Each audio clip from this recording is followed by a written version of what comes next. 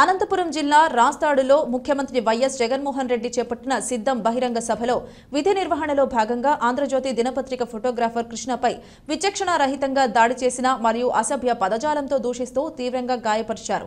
ఈ సంఘటన మరువకముందే కర్నూలులో వైసీపీ పార్టీ పాళ్యం ఎమ్మెల్యే కాటసాని రాంభూపాల్ రెడ్డి ఈనాడు కార్యాలయంపై దాడులు చేసి ఫర్నిచర్ను నాశనం చేశారు.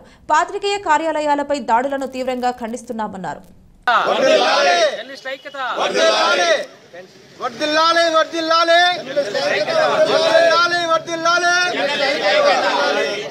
కొందరు వ్యక్తులు దాడి చేసి దుర్మార్గంగా పాల్పడ్డారు.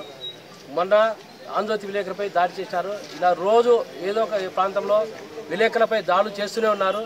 అయినప్పటికీ అధికారులు ఎలాంటి చర్యలు తీసుకోవడం లేదు. ఇప్పటికైనా అధికారులు చర్య తీసుకోవాలని పదే పదే కోరుతున్నాము. దాడులు చేసే వారిపై నాన్ బెయిల్ కేసులు పెట్టాలని గతంలో రాష్ట్ర వ్యాప్తంగా నిరసన తెలిపి కోరినప్పటికీ ఒక్కరిపైన కూడా చర్య తీసుకోలేదు. రేపు చెలో అనంతపురం కార్యక్రమం కూడా చేపడుతున్నాము. ఈరోజు ఈనాడు జరిగింది, నిన్న ఆందోళన జరిగింది. రోజు ఎక్కడో చోట దాడులు చేస్తూనే ఉన్నారు. అధికారులు కానీ ప్రభుత్వం కానీ ఇలాంటి చర్యలు తీసుకోవడం లేదు.